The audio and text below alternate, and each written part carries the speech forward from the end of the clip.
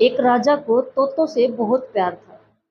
उसने बहुत सारे तोते पाल रखे थे, लेकिन उन सब में एक तोता उसको अपने पुत्र की तरह लगता था, अपने पुत्र की तरह प्रेम करता था। उस तोते की बहुत ज़्यादा केयर करता था, हमेशा ही उसको अच्छा खाने के लिए देता था। एक बार वो तोता बीमार हो जाता है और राजा के भी अपने राज दरबार के कुछ कार्य होते हैं। तो 2 मंत्रियों को जो अच्छे वाले मंत्री थे, उन दोनों मंत्रियों को वह उस तोते की केयर करने पर लगा देता है। कहता है कि कहीं से भी हकीम बुलाइए, वैद बुलाइए, डॉक्टर बुलाइए, लेकिन तोते को ठीक करवाइए। मैंने अपना तोता ठीक चाहिए, चाहे कुछ भी कीजिए, कितना ही पैसा लगाइए, कहीं से भी आप कुछ भी दवाई, जड़ी-बूटी लेकर आइए, लेकिन तोते को ठीक करना है। दोनों मंत्रियों ने कहा कि जी हुकुम, बिल्कुल ऐसा ही करेंगे। लेकिन वो अच्छे से केयर भी कर रहे थे, लेकिन तोता ठीक होने का नाम ही नहीं ले रहा था। कहते नहीं है कि जो जन्म मरण का लेखा है, उसको कोई नहीं टाल सकता। शायद तोते की भी मृत्यु पास आ गई थी। फिर एक दिन राजा वहां तोते से मिलने आता है और राजा का जो उस समय का राज दरबार का कार्य था वो काफी बढ़ चुका था। राजा कहता है कि मैं आज तोते से मिलने आया हूँ और शायद 1 सप्ताह तक फिर ना आ पाऊँ, क्योंकि मेरा काम जो है ऐसा लंबा चलेगा, मैं नहीं आ पाऊंगा। तोता कैसा है? तो मंत्री कहता है कि महाराज, तोता तोते की जो बीमारी है वो बढ़ती ही जा रही है, पता नहीं ठीक हो भी पाएगा या नहीं। तो ये कहते ही राजा एकदम से आग बबूला हो जाता है, क्रोधित हो जाता है और कहता है कि मुझे तोता सिर्फ ठीक चाहिए। कितना ही पैसा लगाइए, कहीं से डॉक्टर बुलाइए, हकीम बुलाइए, वैद्य बुलाइए, लेकिन तोते को ठीक करवाइए। और ठीक ही करवाना है, दूसरा ऑप्शन नहीं होना चाहिए। और अगर कोई मुझे तोते की ये खबर देगा कि तोता मर गया है, तो मैं उसका धड़ जो सिर अलग कर दूंगा, यानी उसकी हत्या कर दूंगा। इस तरह से सख्त चेतावनी देकर राजा वहां से चला जाता है। दोनों मंत्री डर जाते हैं, क्योंकि तोता ठीक होने का नाम ही नहीं ले रहा था। और 1-2 दिन के बाद ही तोते की डेथ हो जाती है। अब सिचुएशन इतनी खराब थी कि कौन जाए राजा के पास कहने। किसी की भी हिम्मत नहीं हो रही थी। और तो हिम्मत कौन करेगा भी, उन दो की तो ड्यूटी थी, जो 2 मंत्री लगाए थे, उन्हीं में से किसी एक को जाना जरूरी था। राजा को ये बात बतानी जरूरी थी। भाग भी नहीं सकते थे, क्योंकि राजा तो राजा था, उनका पता करवा सकता था। दोनों बड़ी ही मुश्किल में थे। फिर उनमें से एक मंत्री कहता है, मैं जाऊंगा राजा के पास, मैं अपने शब्दों की कला से राजा को इस तरह से बताऊंगा कि आप देखना। दूसरा मंत्री कहता है, अरे यार मुझे बता तो दो, कैसे बताओगे? वह मंत्री कहता है कि नहीं, या तो मेरी लाश ही आएगी आपके पास, या फिर मैं इनाम के साथ आऊंगा। वह ऐसा कहकर राजा के पास चला जाता है। राजा को कहता है कि महाराज, तोता ना कुछ खा रहा है, ना पी रहा है, ना सो रहा है, बहुत ऐसे हालात में है, क्या करें? राजा ने कहा कि मैं वहां नहीं आ सकता, लेकिन तोते को जल्दी मेरे पास लेकर आओ, मैं मिलना चाहता हूँ। मंत्री तोते को राजा के पास लेकर जाता है। तोता तो मर चुका था। राजा देखते ही कह देता है, पहचान लेता है कि क्या बकवास कर रहे हो, तोता तो मर चुका है। मंत्री कहता है, महाराज ये बात हम नहीं कह सकते, आप कह सकते हैं। एक बार तो राजा को गुस्सा आता है, लेकिन फिर जैसे उसको एकदम से जो मंत्री ने इस शब्दों का इस तरह से चयन किया, बात करने की कला से इतना प्रसन्न होता है राजा कि उसको इनाम भी देता है और उसका पद भी बढ़ा देता है। ये कहानी एक राजा और उसके मंत्रियों की नहीं है, ये हम सबकी है। हर इंसान की है, हर परिवार की है, हर 2 इंसान की है।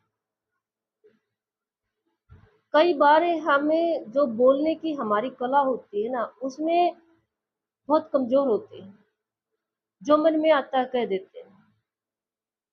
खासकर जो सीधे, सच्चे, ईमानदार इंसान होते हैं ना, उनको ये बोलने की कला नहीं आती। वो सोचते हैं नहीं मुझे जो कहना है मेरे मन में जो है मैं कह दूँगा, अगले ने जो सोच रहा सोचे, वो उसकी मर्ज़ी है, वो फिर वो उसकी प्रॉब्लम है। कई बार इस बोलने की कला की ज़रूरत होती है, सच में। ये भी होना चाहिए लाइफ़ में। देखो, हमने किसी का बुरा नहीं करना है, ना बोलने से करना है, ना सोचने से करना है, ना काम से करना है। लेकिन कई बार शब्दों का ऐसा चयन, बोलने की ऐसा कला, कई बार हम जो बात सीधे शब्दों में कहने योग्य ना हो, कह ना सकते हों। और परिवार में तो देखो, अपने बड़ों से कई बार हमें नहीं कह सकते। कई बातें ऐसी होती हैं, नहीं कह सकते। एक लिमिट होती है अपने परिवार में बड़ों से बात करने की। हम वो लिमिट क्रॉस नहीं कर सकते, चाहे ज़रूरी भी हो और चाहे सही भी हो, हम फिर भी वो लिमिट क्रॉस नहीं कर सकते, है ना? ऐसा होता है ना परिवारों में।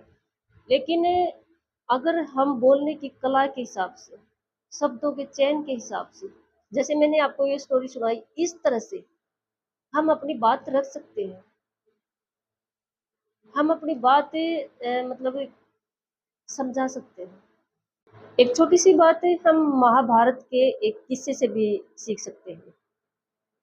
जब ये अश्वत्थामा नाम का हाथी युद्ध में मारा गया था, तो पांडवों ने इस बात को फैलाने की कोशिश की थी कि अश्वत्थामा मारा गया, जो द्रोणाचार्य का बेटा था।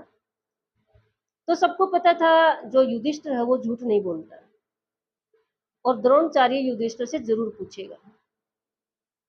तो उन्होंने कहा कि आपने ऐसे ही बोलना है कि अश्वत्थामा मारा गया। तो युधिष्ठिर ने कहा कि नहीं, मैं झूठ नहीं बोलूँगा, मैं बोलूँगा अश्वत्थामा हाथी मारा गया। तो श्री कृष्ण ने कहा कि ठीक है, आपने सच ही बोलना, तो आप इस लाइन को ऐसे बोलना कि अश्वत्थामा मारा गया, लेकिन जो उसने कहा कि भी नर नहीं, एक जानवर मारा गया। आप थोड़ा-सा इस तरीके से बोलना। ऐसा इसलिए किया गया कि जब तक ये लाइन कंप्लीट होगी कि अश्वत्थामा मारा गया, उन्होंने ढोल पिटने शुरू कर दिए। द्रोणाचार्य के कानों में अगली बात उन्होंने पड़ने ही ना दी। यहाँ पर देखो, सच और झूठ और किसी की अच्छाई और बुराई की बात नहीं थी। एक सत्य और असत्य का युद्ध था, ज़रूरी था सत्य को जिताना। लेकिन युधिष्ठिर भी अगर अपनी सच की बात पर अडिग था, तो उसने भी अपनी बात, अपनी लिमिट को नहीं तोड़ा। बस शब्दों को थोड़ा-सा चेंज किया। बात तो उसने भी अपनी सही कही थी। कई बार होता है ऐसा। अ, मैंने एक अपनी वीडियो में जो सावित्री का किस्सा बताया था। जब ये यमराज ने कहा कि आपको मैं सत्यवान के प्राण नहीं दे सकता, लेकिन आप जो और कुछ माँगोगे मैं दे दूँगा आपको। तो सावित्री ने शब्दों को बदल कर माँग लिया और सत्यवान के प्राण ही माँग लिए। और सत्यवान के प्राण क्यों? सास-ससुर की आँखें माँग ली, पुत्र माँग लिया, राज माँग लिया। थोड़ा-सा शब्दों को बदल कर बोला। यही बोला ना कि मेरे जो सास-ससुर अपने पोते को सोने के थाल में जो खीर खाते देखे। अगर मैं इसको क्लियर करूँगी तो ये जो दूसरा रूप ले लेगी हमारी जो वीडियो है, बोलने की कला पर बात कर रही हूँ मैं। हमारी ज़िंदगी में बोलने की कला एक मायने रखती है, सच में। ये कला मोस्टली मैंने बताया जो सच्चे अच्छे इंसान हैं, साफ दिल के इंसान हैं, उनको कमाती है और उनको ही ज़रूरी चाहिए। अपनी अच्छाई साबित करने के लिए उनको ज़रूर चाहिए ये कला, लेकिन वो ज़रूरी नहीं समझते, लेकिन ज़रूरी है।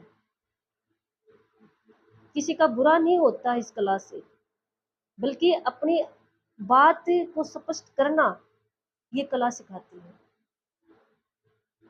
अब कई कई क्या मानते हैं कि बड़ों के सामने ये बात नहीं, मैं कह दूँगा भई, मैं कह सकता हूँ, मैं नहीं डरता, ये अलग बात है। लेकिन अपनी बात को अपनी लिमिट में, अपने शब्दों की सेंस में कहें तो क्या गलत है? ज़रूरी नहीं है जो सिर्फ़ गलत सोचे वो मीठा बोलते हैं।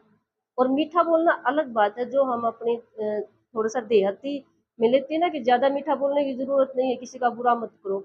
वो थोड़ा-सा एक अलग बात है, अलग टॉपिक है। लेकिन शब्दों कि शब्दों का जो चयन है, बोलने की जो कला है, वो एक लिमिट में रहकर अपनी बात को स्पष्ट करना, बड़े-छोटे का आदर-मान रखकर अपनी बात कहना, सेंस में अपनी बात कहना, संस्कारों में अपनी बात कहना और कई बार, जैसे इस कहानी में बताया कि कुछ बातें अगर हम सीधे नहीं बोल सकते हैं, तो उनको थोड़ा-सा इस तरीके से बोलना कि हम अपनी बात भी रख दें। कहीं पर डर होता है, कहीं पर शर्म होता है ना? तो हम अपनी बात भी रख दें और हमारी लिमिट भी क्रॉस ना हो। तो हमेशा ही धीरे-धीरे, एकदम से तो देखो नहीं आते हैं ये बातें, धीरे-धीरे अपने बोलने की कला को सँवारें, ये लाइफ में ज़रूरी है।